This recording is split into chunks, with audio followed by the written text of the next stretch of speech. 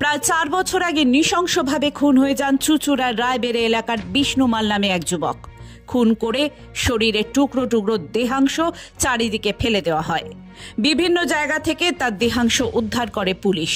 চুঁচুড়ার কুখ্যাত দুষ্কৃতী বিশাল দাস দলবল নিয়ে ওই যুবককে খুন করে দেহ টুকরো টুকরো করে কেটে ফেলে দিয়েছিল বলে অভিযোগ। মামলার বিচার পর্ব চলেছে চুঁচুড়া আদালতে। পুলিশ সূত্রে খবর, 2020 সালের 11ই অক্টোবর বিষ্ণুকে তার বাড়ির সামনে থেকে তুলে নিয়ে গিয়েছিল দুষ্কৃতীরা।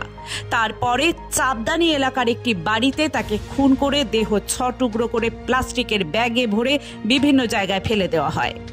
পরে বিশালকে দক্ষিণ 24 পরগনার জীবনতলা থেকে গ্রেপ্তার করে পুলিশ। গ্রেপ্তার করতে গিয়ে গুলিবিদ্ধ হয়েছিলেন তিনি পুলিশ কর্মী। তৎকালীন চন্দননগরের পুলিশ কমিশনার হুমায়ুন কবির জানিয়েছিলেন ওর বিরুদ্ধে 3টে খুনের অভিযোগ রয়েছে।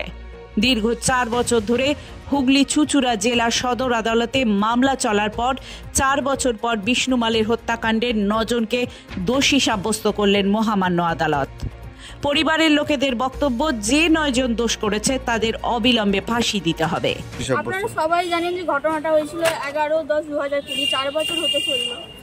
আজকে ডেট ছিল আমাদের, তো আজকে আমাদের ডেট ছিল, তো আগের বার একবার ডেট পড়েছিল, তো কোনো কারণে প্রবলেম বসে সেই ডেটটা ক্যান্সেল হয়ে যায়।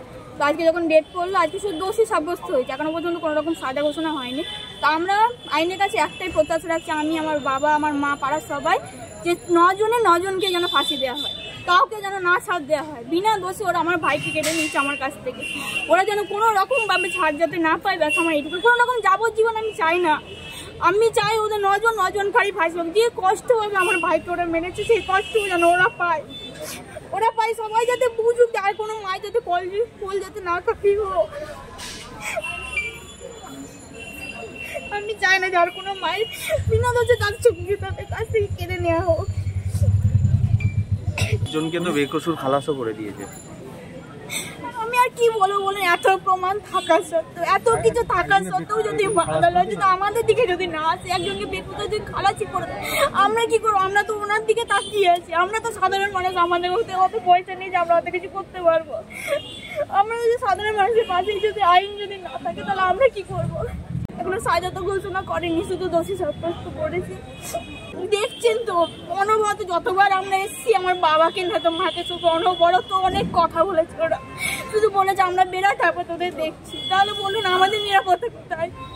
আমরা দোষ করেছি, দোষ তো করেছে ওরা, আমরা দোষের মতন এখানে ঘরের মধ্যে বন্দি হয়ে থাকছি, প্রত্যেক দিন ভয়ে থাকি একটা, যে ওদের কেউ যদি এসে কোনো রকম আমার মা বাবারটা ক্ষতি করে দেয়, আমাকে কাজে বেরোতে হয় বাইরে।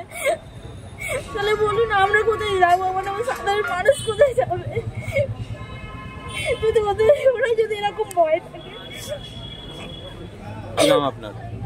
আমার নাম কাজল মাল। আজ তাদের দোষী সাব্যস্ত করা হলো। আগামী 28 তারিখ তাদেরকে সম্পূর্ণভাবে দোষী হিসেবে ঘোষণা করে সাজার ঘোষণা করবেন মহামান্য আদালত, এটাই জানা গিয়েছে। Bureau report, Hooghly Times.